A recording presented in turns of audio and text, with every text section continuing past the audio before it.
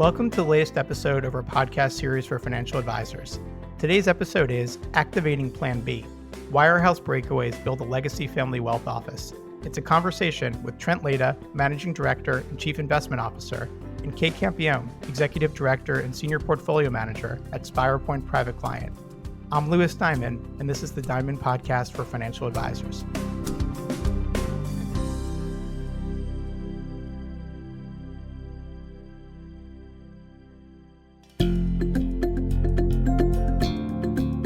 At Diamond Consultants, our mission is to help advisors live their best business life. We want every elite advisor to find exactly the right place for their business and their clients to thrive, whether it's at a wirehouse, a regional, boutique, or independent firm. As the industry's leading recruiters and consultants, we've transitioned more than $250 billion in assets under management in the past decade, and each year, 25% of transitioning advisors who manage $1 billion or more are our clients. If you'd like to talk, please feel free to give us a call at 908-879-1002. Are you a financial advisor who's curious about whether you're in the best place to serve clients, or if there might be a better way to optimize your business for the future? Should I Stay or Should I Go is a new book that serves as a self-guided journey, walking you through the key steps that Diamond Consultants takes with our advisor clients, whether considering change or not. Visit diamond-consultants.com/thebook to learn more. This episode features a conversation with two advisors who broke away to launch their own independent firm. No doubt, it sounds like a story we've heard many times before, but this one has a few interesting twists. For instance, one of these two advisors spent a dozen years with the CIA before starting a career in wealth management. Yes, that CIA. The team I'm talking about is Trent Leyda and Kate Campione from SpirePoint Private Client. Trent was at Morgan when he met Kay, a former CIA field intelligence officer who left the agency and got her MBA in CFP. Together, they built a business managing some $1.4 billion in assets. They had a strong focus on managing family wealth, which often left them wondering if the firm they worked for was a firm they'd want to manage their own family's wealth and legacy. It was thoughts like these that inspired Trent to say, let's put a plan B together, just in case. That plan, which revolved around building an independent firm, was later put into action. And in October 2023, Trent, Kay, and 3 team members left to launch the RIA firm SpirePoint Private Client. Today, they created a firm that they would trust to manage their family's wealth and futures. In this episode, they talk about their goals in building a family wealth office. They share why they left Morgan to build an RIA and their choice to choose true independence to launch their firm and Goldman Sachs and Schwab as their custodians, as well as a perspective of why SpirePoint is the firm they choose for their family's wealth. Plus, we hear more about Kay's time in the CIA and much more.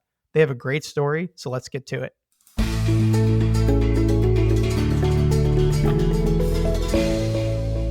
Trent and Kay, thank you so much for both joining us today. Thank you for having us. Thank you, Louis. Very good. We got a 2-for-1 special today, but I think we get 2 different perspectives and very important ones at that. So let's dive in. Maybe Trent, you can start and then Kay can go second. Tell us about your professional journeys. What brought you into the world of wealth management in the first place? Oh, thanks, Louis. In college, I met a friend and he was in the wealth management business and seemed interesting to me. I went down a different path for a while, but ended up working in a family wealth office and spent some time learning about not just investment assets, all assets of a fairly large family. And then at one point decided to leave the family wealth office business and go out on my own and start my wealth management practice. And the journey has been wonderful because the wealth management business is always full of adventure and new things, and no day is ever the same. So found my way into the Wirehouse business for a while, spent years building a practice. And then about 8 years ago, met Kay and really wanted to focus on building a team rather than it being about one person, going back to the family wealth office business and trying to structure it something more about a group of people managing family assets rather than one person managing family assets. And it was a great partnership, and we've parlayed it into a wonderful RA business here at SpirePoint Private Client. Thank you for sharing that. Kay, how about you? Yeah, so my past is a little bit varied from most people who end up in wealth management. My first job out of college was in corporate banking, but then I got really bored of sitting in a cubicle from sunrise to sunset and decided to apply for a job with the clandestine service, the CIA. And I took that job and moved to DC and then moved overseas and lived in 4 different countries for 12 years and had 3 kids during that time frame and didn't want them to bounce around too much anymore. So we moved back to Florida, where my husband is from.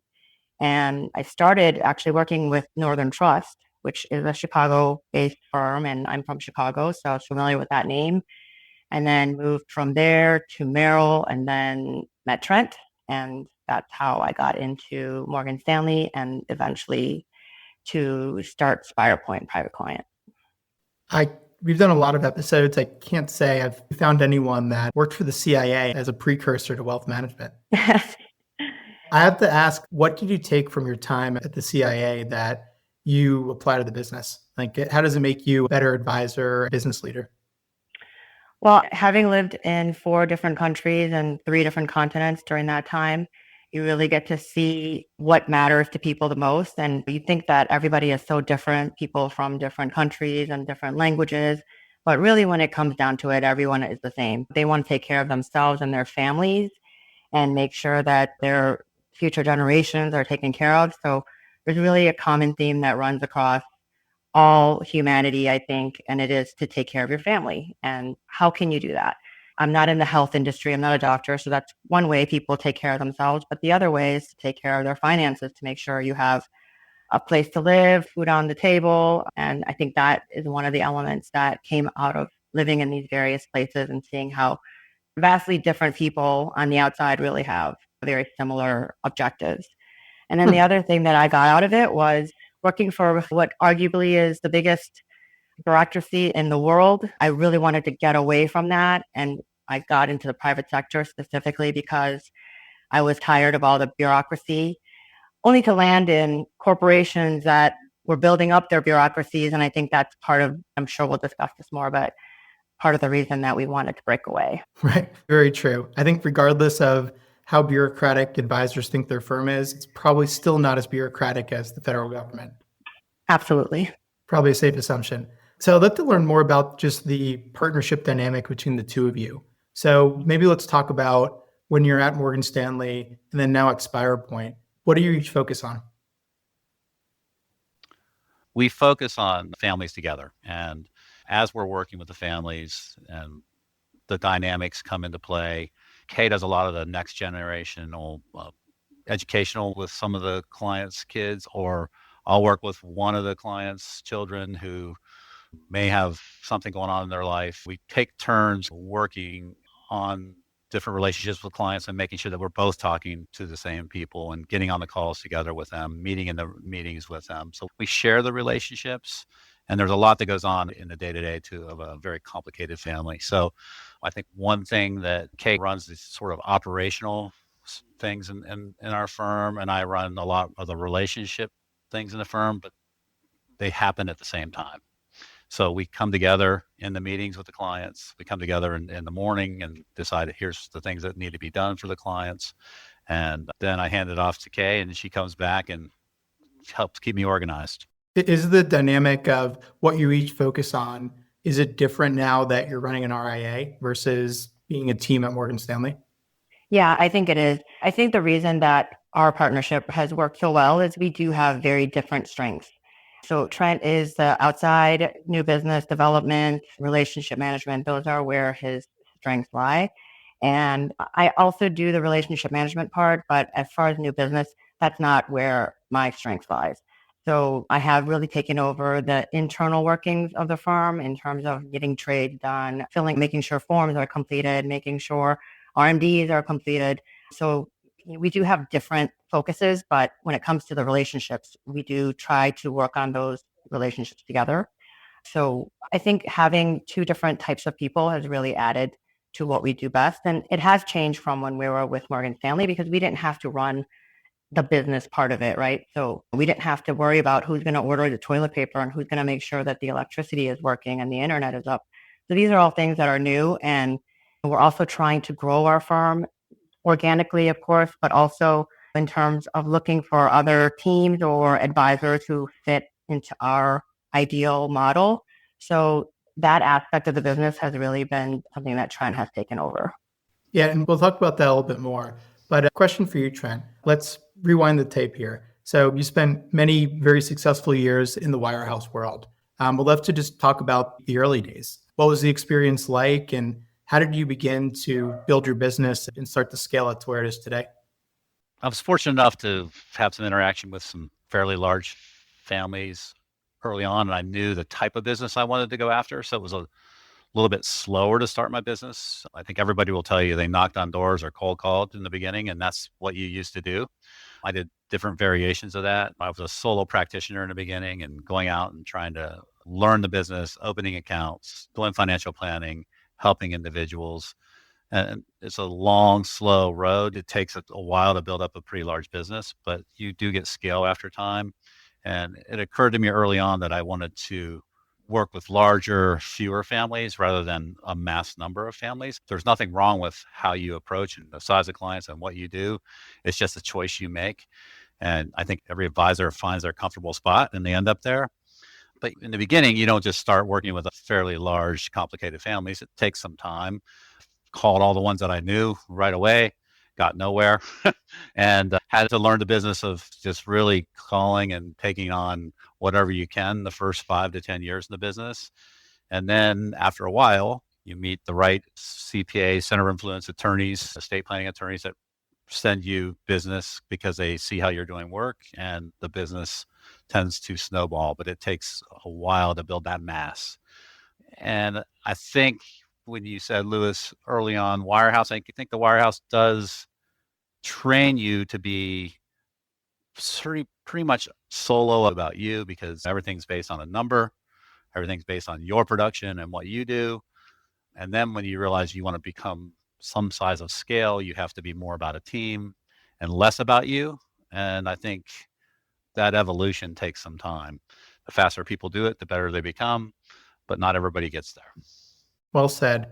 Okay, question for you. Let's talk a little bit about SpirePoint today. Can you give us a snapshot of what the firm looks like? How many people are on the team? Who your typical client is? What sets you apart? And any stats you want to share about the size and magnitude of the business?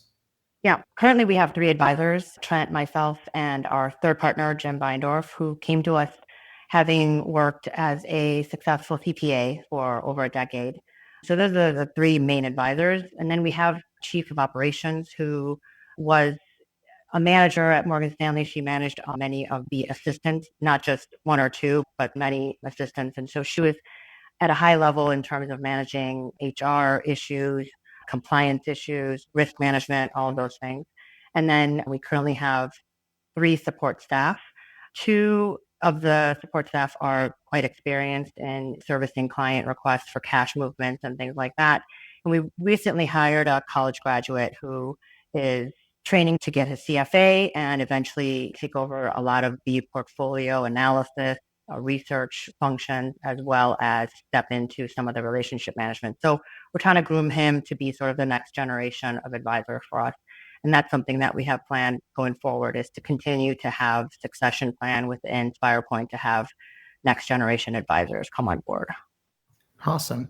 And maybe it's different today than when you're at Morgan Stanley, but how would you describe the value proposition to a client? What's the elevator pitch for SpirePoint? There's a lot of similarities, but I think the real difference is we built SpirePoint because we wanted to run a business in the way that if we wanted to have our money managed for many generations, how would we approach and where would we want to have our money managed? Now, we looked at this and said, all right, if you are smart and you're thinking about where you want to have your money managed, you're probably not going to go to one bank or one firm. You're going to go and look and see who can be multi-custodial, which we are, and who can give you opinion and advice and actually send you somewhere else if you're not the right person. So it's nice to have sort of an objective view to be able to say, we can do this for you, but there's somebody else that can do this better. Here's where you should go. We could not do that where we were in the Wirehouse world. It was really not a favorable opinion to send people away. We send people away a lot. I think the real value is we're really here to try and bring you the best of what we can bring you. And if we are not the best, or if there's something that you should consider somewhere else, we're going to point you in that direction. And that's been refreshing. I think that, yes, the RA world has changed a lot. It's no longer in the shopping mall. I think the size and scale of the RA has become larger. The custodians have provided a lot more service for the clients, and the protection of assets are all there. The true value is absolute transparency, nothing hidden. We can bring that to the surface, and there is no really, we work for you. We don't work for somebody else or another entity that has another objective. Really, our goal is just to work for you and provide the best service we can for you and your family. Well, what you said about we really stopped to think about how our family's wealth would want to be managed, and I'm paraphrasing, but I think it's such an interesting and cool way for any advisor to evaluate whether they feel like they're at the best firm. If ultimately you would trust your family's wealth and legacy and your kids and their kids' financial well-being to this firm, then I think there's a pretty good shot you're in the right place. But if there's any doubt about it, maybe that's a signal to consider something different, as the two of you did. And we did. Actually, our kids are similar in age and getting older, and we're like, would we want our kids to work in this environment? My son came to me, should I come to work for you? And I was like, oh God, no. And I think everybody says that about their profession, by the way. I think that's factual. I know attorneys that don't want their kids to be attorneys, doctors that don't want their kids to be doctors, people that run their own business and want their kid to go work for someone else. I think that's a fact. But you should want your family members to work in the same organization as you. And you should create that organization where you would want those team members to be and where they can thrive. You're talking to someone who's in a family business. It was all about finding my own path, having my own experience. But I think I agree with you. It's another really interesting objective lens to evaluate if you're in the right spot. Not just where would I like my family's wealth to be managed, but my kid and their kid to work with my team at this organization. Absolutely.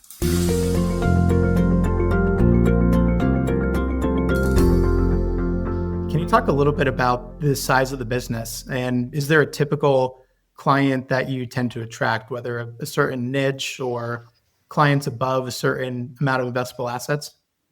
Yeah, we're struggling because everybody likes to talk about the size of their business. And we're talking, should we still, because we could get on the Barron's list, we could get on the Forbes list. Is that something that we want to focus on, or do we want to be more private? I think that the average client that we have are of taxable estates, sizable families, but it's not that we don't work with people that we like to work with that might be heading in that direction. So we used to sort of paint a box and say we only work with clients X of size. And I think now the answer is we would probably only work with clients that typically are referred to us or can be referred by somebody, a client or a center of influence. The size of our business today compared to last week is different. That's a fact. The market is changing. So haven't looked at it in a few days. Don't look at it that way. We run a similar size business to what we ran before. We're growing. We're getting ready to come out with our ADV here. So I don't really want to go into the specific numbers, but we're starting to grow at a nice clip and taking on, like I said, really taxable estates, which today that's probably a lot of $30 million families. That doesn't mean we don't have $5 million families. Doesn't mean we don't have $3 million friends that we're helping to evaluate where they're going to be. And private equity is buying everybody today. So we're trying to help people that are selling their firms all the time right now. It seems to be something that we're doing. That's the space we're in. And we have a great group of clients in there. And we're not trying to open up a mass amount of clients. We're just trying to open up a good group of families that we can work with, that we can help for multiple generations.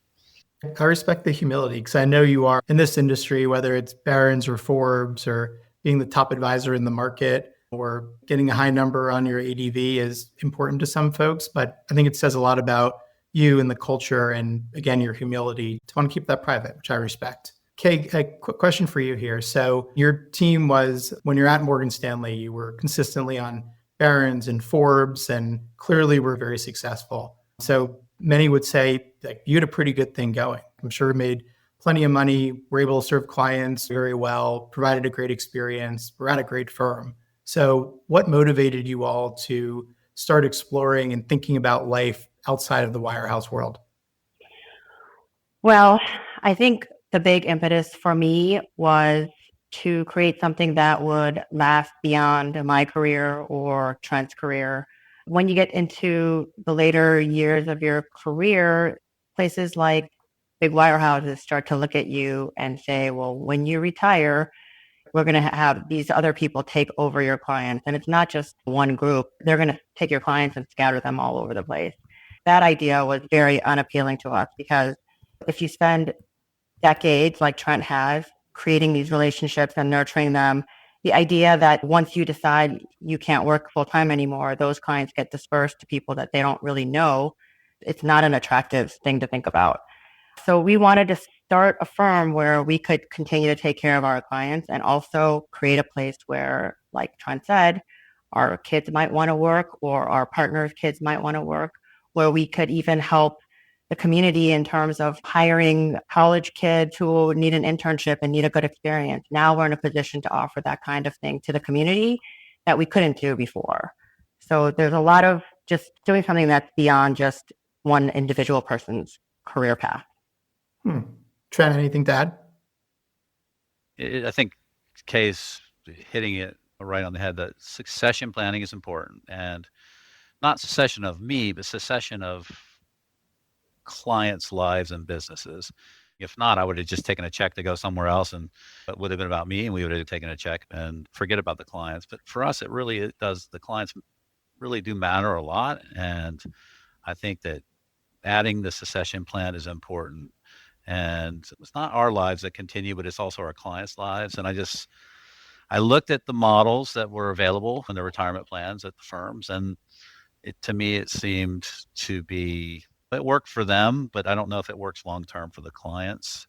And I'm sure that it does in some situations, but to me, it wasn't very concrete and well laid out in a way that I was comfortable with. And I'm always trying to put myself in my client's shoes. It's not how I would really want to see my client's future handled. So that's why we started looking around and ended up at SpirePoint Private Client. And was this something you had been thinking about for a long time, or was there a specific catalyst moment or kick in the rear? No, there was no real catalyst moment. I think we said, hey, let's just have a plan B in place, right? What's it like out there? What's available? We knew it was available from the Wirehouse world, and we weren't going to go to a bank. That didn't seem to make sense. So what would it be like to set up a small multifamily office situation? What would that look like? Let's just take a look at it. We didn't really plan on doing it. What's intriguing about it? What's out there? What's available in the world? And if I'm a client looking around, where would I look? And I had a few clients that are pretty smart. They're like, look, if we weren't with you, we would be going to an RIA, and here's why. And I started inquiring as to what that meant, what's available. Then you start looking at the many resources that's out there in the world that you don't really recognize because all you know is what's at your firm. We started saying, look, let's just have a backup plan. Who knows what's going to happen? We're in a small town and firms make decisions, and our office was not huge. And, what if they close our office down someday? Even though we're big, then we'd have to drive an hour north or an hour south. Let's just have a backup plan. Once we started looking at the backup plan, it started looking pretty good. And then we had to ask ourselves, why wouldn't we do this? What's stopping us from doing this? I love that. A lot of our work is helping advisors formulate a plan B. And in many cases, it stays a plan B forever, and they take their firm's retiring advisor program and the like. But what I've found is when advisors really take the time to understand all the different business models, even outside of the independent world, they oftentimes surprise themselves that once you see something, you can't unsee it. And in your case, you saw a better mousetrap, a better way to serve clients, a better way to serve your family's wealth, to create an environment that made sense to potentially bring your kids in one day. So I think it's really cool when advisors start strategically, they're really working on the business, just thinking about a plan B. It's not like they have a gun to their head or have to move, where it's very thoughtful. And you come to it on your own by being objective and taking in all the information that you had at your disposal. Yeah. How did the two of you go about getting educated on the industry overall. A lot of things had changed since you joined Morgan Stanley, and the RIA world, the independent world, is a whole other anthology of information and so many different options. So how'd you go about getting your bearings and really understanding the right path for you? I think in this case, Trent did a lot of the research up front. Yeah, he did most of the research up front, and he was actually more involved in that initial research phase. And he brought me into it in the later phases when things were starting to look like maybe we do need to really explore these other options. What I found is that it's hard to serve two bosses. We were serving our firm and we were serving our clients at the same time. For a while, those two things were aligned pretty well. And then as that alignment started to spread out more and more, it just became more and more difficult to say that we were acting as fiduciaries and doing everything that we thought was right by our clients and nobody else. And so I think that if there was an impetus, it was that kind of deviation of the two bosses that we serve that we felt like, okay, we really need to have a backup plan and make sure that we understand exactly what that entails. And Trent, how about you? So if you're the one who took the reins of exploring, getting educated, what did you do to prepare yourself? Yeah, I reached out to the custodians and started through the custodians because they have all the relationships. And I ended up talking to someone at Charles Schwab. They introduced me to a few different aggregators. I got on the phone with the aggregators and people that had helped people put RAs together. And then I asked them for people that had just done it. And then I just really got on this exploratory mission and got on calls every night. Like, can I get on a call with you next week? I was on 2-3 calls a week. And then we went and visited a few of the aggregators and then got introduced to a different custodian. Ended up talking to Schwab, Goldman, and Fidelity. We currently use Schwab and Goldman. And they introduced us to people that were successful at it. And that's what I was wanting to find and talk to people that were not just opening a small practice, that were opening a practice of decent size. And there are successful people doing this. And the same message is you'll hear over and over as you talk to people. You talk to us, you talk to other advisors, is wish we'd have done it sooner. It's possible. This business has a lot to offer. And there's no shortage of services, investments, products, or anything that you need for your clients. And the business model is totally possible. Trent, let me ask you, most Wirehouse teams we work with will opt for, we call it supported independence. So joining a platform, we called it an aggregator, because there's just a lot that goes into starting an RIA, doing under the cover of darkness. We don't know what we don't know, et cetera. So if those options were known to you and you made obviously a strategic decision to build the RIA on your own, what led you to that? Was it financially motivated? Was it control? Was it, we think we can build this better? What in your mind led you to the own RIA path? Yeah, there's some great platforms out there and we like them. We just felt that they were trying to sell all the cable channels. When you're at a firm, like we don't do structured investments, we don't do a lot of different investment products that are pushed upon us. What I noticed at the aggregators is you use this kind of, I like to watch ESPN and HBO. Like I don't want all the cable channels, and the aggregators, you got everything. And they were charging significantly for that. And I think there's value to what they have. We found true independence to be what we needed to get our structure up and running.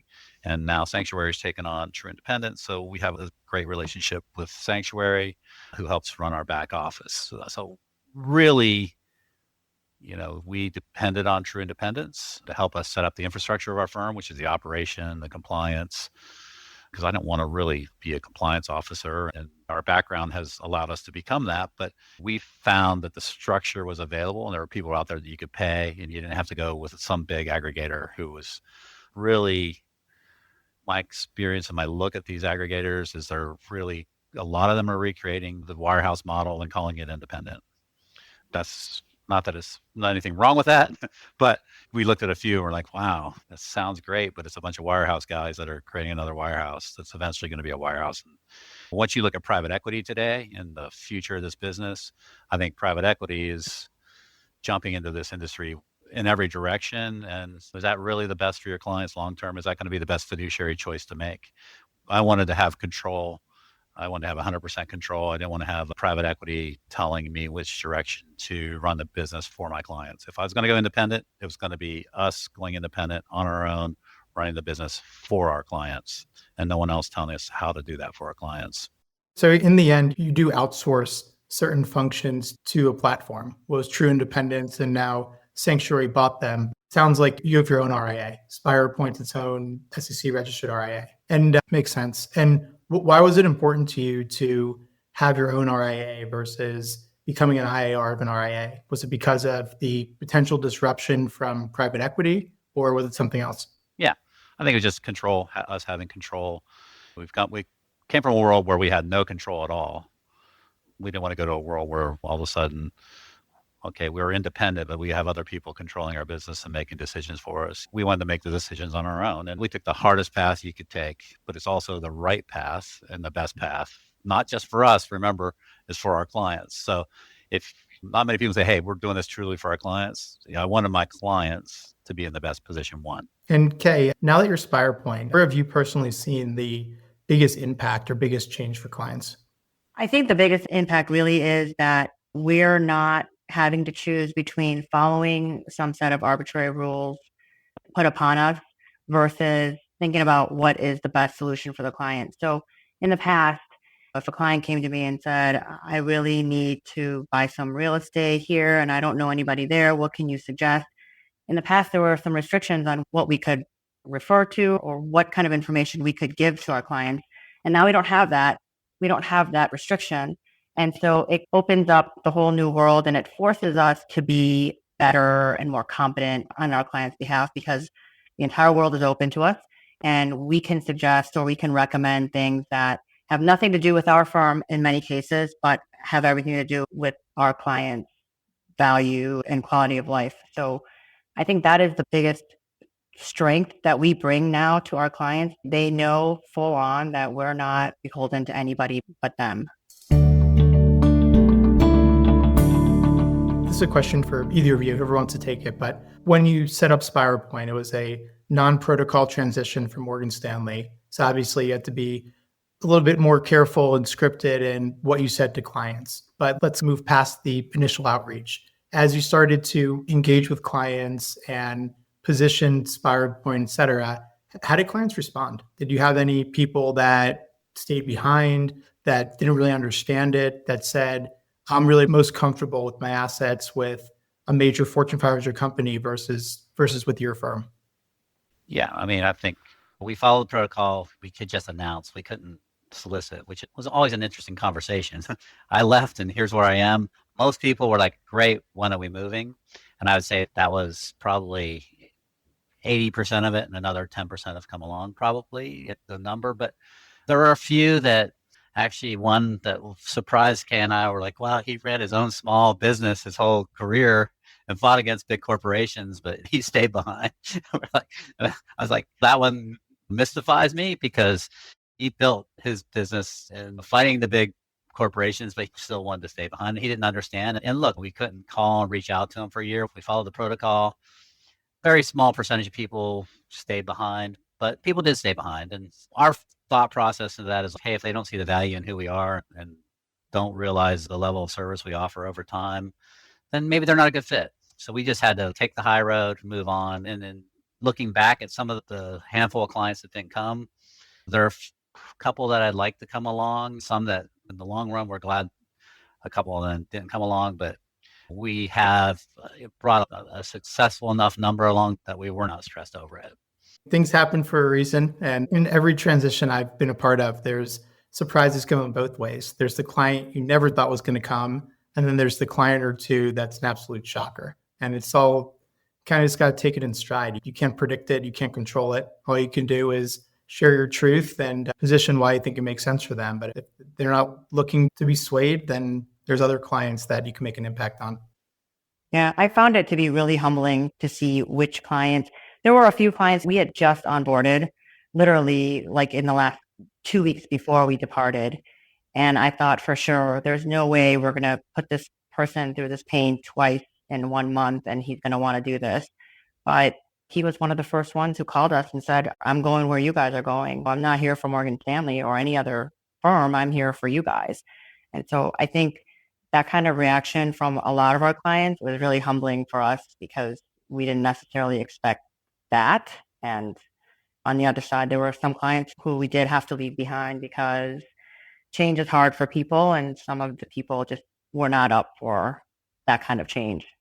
We have a lot of retirees. We live in Florida, so older people who have gotten used to certain things, they are just averse to change, which I understand. Yep, makes sense. So, question for either one of you again. We'll make it a grab bag. As business owners, what's been your recipe for success so far? Are there decisions or habits or philosophies that you've seen have made the biggest difference and impact on your business? Right away, I went out and hired coaches for our team, and we use a coach, and we're going through a partnership coaching right now. And I think that some of the best athletes in the world use coaches. I think that I always am grumbling like, oh my gosh, I can't believe the coaching call because it's coming up. We have one this week, and I'm like, I got to get some work done for it. But it's effective. We get things done. We have to put our values together, and it allows us time to step back and work on the business rather than working in it, because it's easy to work in the business and not take a step back and take a look at the business. So I think that's probably one of the best things I would recommend that people do. And I think you should have a coach anyway, no matter what you do. But I think as you progress forward, things are always changing and adapting. And we also put together a who's going to go to what conference schedule, and we're making sure that we're out there, we're going to the conferences, we're on top of having a learning program, not just for the partners, but for everyone on our team, trying to push not just ourselves, but push ourselves together as a team to being better. And I think that putting that in place right away was probably one of the better things that we've done. Kay may have an opposite opinion to that, or maybe you can add to that. No, I begrudgingly admit that the coaching has been good. Yeah. It's not a painless process. I think the whole thing about going independent, like you've already mentioned, everybody looks back and says, I wish I could have done it earlier. I don't know what held me back. It was the best thing I ever did. And I would say some of that is true for me and some of that is not. I think we did it at the right time. We had the right people in place to do it at that time. It wasn't a matter of the sooner the better, and it wasn't painless. And running a business, in addition to working in the business, definitely a big adjustment for many of us. It's definitely not been painless, but it has been worth it because we have been able to directly impact lives of our staff, lives of our clients, lives of our families, much more directly than we were before. Do you find the two of you, are you working more than you were when you were in the Wirehouse world? Trent works odd hours. He doesn't work 8 to 5. He's out there on weekends and early mornings and nights thinking about this. And then sometimes in the middle of the day, he's off doing something that may not appear to be related to the business, but it really is. Playing golf is definitely part of the business, especially if you live in Florida. So I don't know that if it's working more, but I think Trent's work has changed. I'll let him speak for himself, but I think the type of work he's doing or the type of work that he's focusing on has shifted a lot more than it has for me, because I'm continuing to stay more focused on making sure that things in the office, in the business, is running smoothly while he's off generating new ideas and coming up with the next strategy.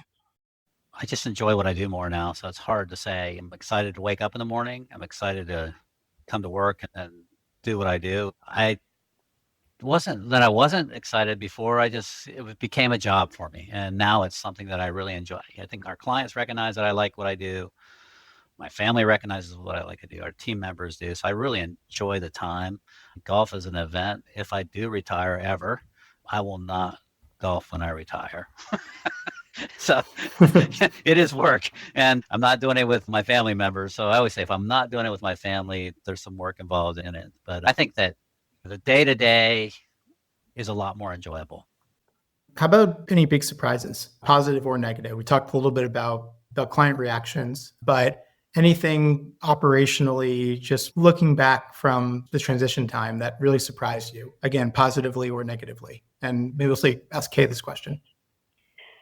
Yeah, so on a positive note, based on everything I'd heard from other people's experience going independent, I thought that it was going to be just nonstop, 16-hour days and it's going to be so much work and so much hassle.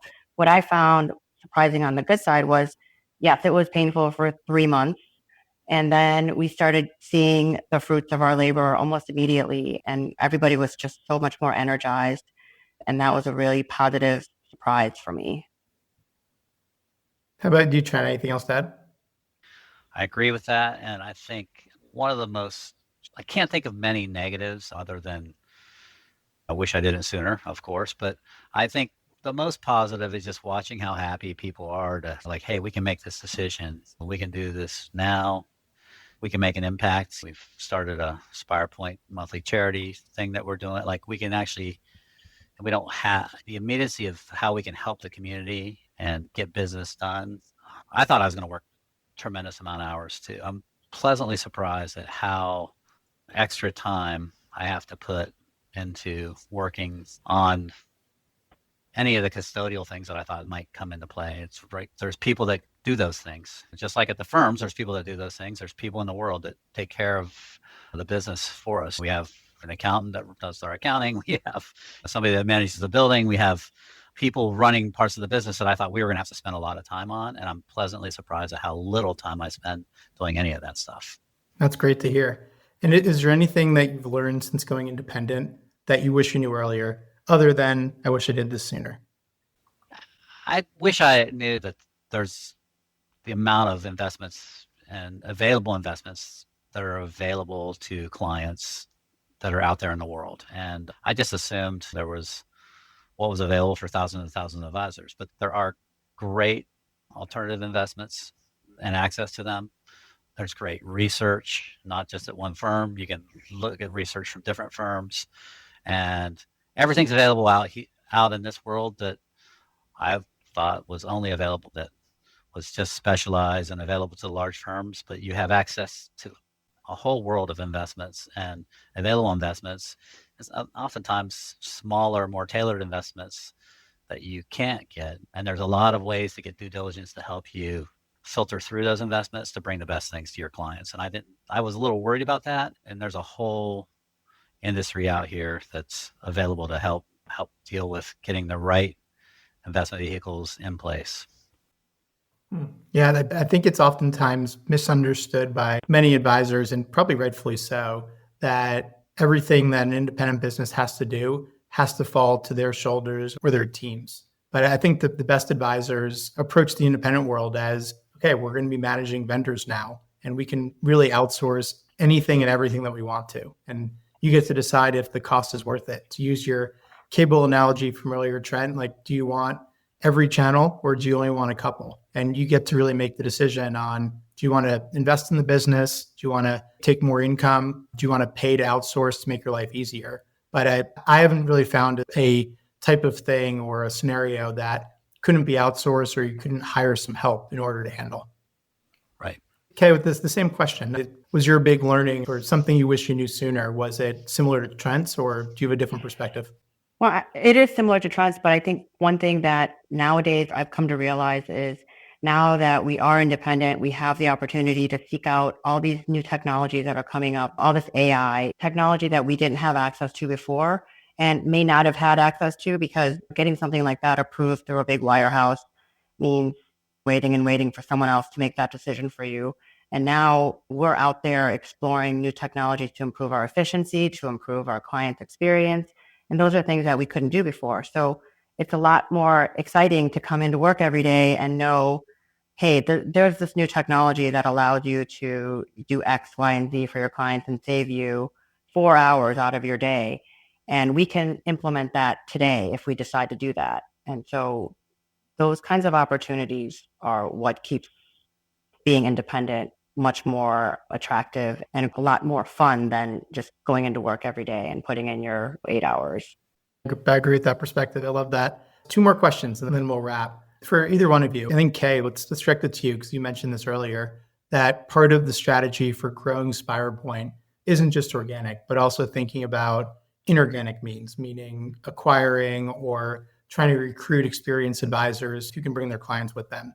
What's the pitch, or what would be the rationale for someone to pick you over doing their own RIA or selling to another firm or joining any type of other organization? Well, as an advisor or a group of advisors who are feeling the same frustrations that we were feeling, and that is the lack of control, the lack of a clear succession plan, and the desire to create something that lives beyond their individual careers, going independent is the answer. And coming with us rather than someplace that has, like Trent called them, the aggregators, they want a piece of your business. They want to buy into your business. That's not necessarily what we're offering. We're offering that option if someone wants it, but we're also offering the option of becoming your own independent firm, but with our support, meaning we don't have to own a part of your business. You can be your own business owner, but just be affiliated with us. And we've gone through this process and we understand how to do a transition now. We've kicked the tires and gone through the kinks. We have someone on our staff who really has specialized in transitions while she was at the Wirehouse and now with us. So we do offer that expertise as well. And so I think it's the level of flexibility that we can offer a group of advisors. But, we're not looking to just add advisors for the sake of adding people. We really want to find people that share the same values, that share the same frustrations that we were experiencing, and try to solve for that problem for them like we did for ourselves. I like that. Very compelling. It's like, why recreate the mousetrap if there's one that you can latch onto and save yourself some time and brain damage? Brain damage for sure.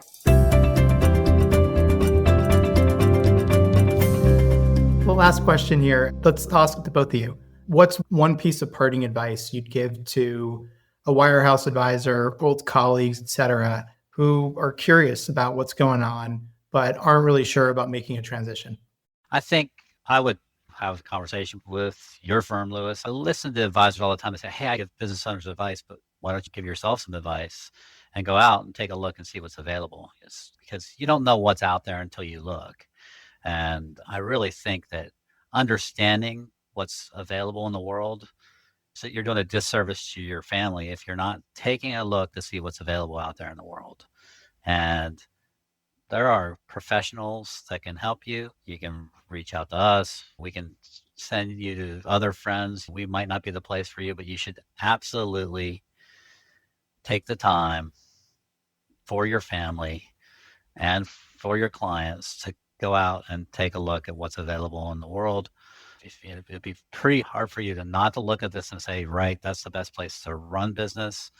That's where I want to run my business. But maybe you do want to work for one of your competitors someday. Well, you're going to have to do something or don't do anything. Look, there's nothing wrong with being in those firms. Like you said, you can sit around, Lewis, and take the retirement plan. And I think that's sort of not the best road. And you're not bringing the best of you to the world that you can, but that's a choice that people make. But I would definitely talk to Diamond Consulting, talk to a few of the custodians, talk to your competitors, know what's going on in the world and explore what's available. Yeah, I would just add to that every option I think is available. Every level of independence that you feel comfortable with, you could find a solution out there that meets your needs. It's just a matter of figuring out what that is for you. It could be different for everybody. Not everybody is in a position to have a CPA on board and someone who's done 100 transitions in the past. So if you don't have those resources and you need more support, then there's always that option out there. It's just a matter of taking that time to do the research. Yeah, so it's almost like if you do some soul searching and figure out that in your case, independence is right for you, don't let the fear of the unknown or the overwhelm or the perceived amount of work stop you. There's likely someone or some entity that can help you get across the finish line. Yeah. So I love that. Well, Kay and Trent, I really appreciate your time today. The 2-for-1 special and just your candid perspectives on everything. To me, what stuck with me most was the concept of thinking about your firm and saying, is this a firm that I would want to manage my family's wealth? And can I see a family member coming into this firm and working for it? I think that the biggest message is if you feel a misalignment between those two things, then it's probably worth it to create the plan B. But sometimes the plan B will lead to action. So, That's right. So buyer beware. Yeah. That's right. Yeah. Thank you both. Thank you, Lewis. Thank you.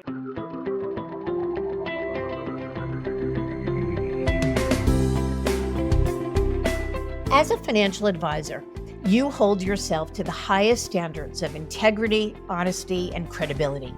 You are successful because you take your professional responsibilities seriously and are dedicated to your clients. But are you living your best business life? Are your goals aligned with your firm's, or could a better option exist?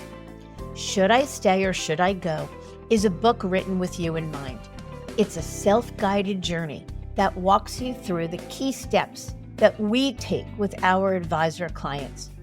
This strategic thought process and roadmap to professional self-discovery is designed to help you ask the right questions and think critically and objectively, whether you're considering change or not.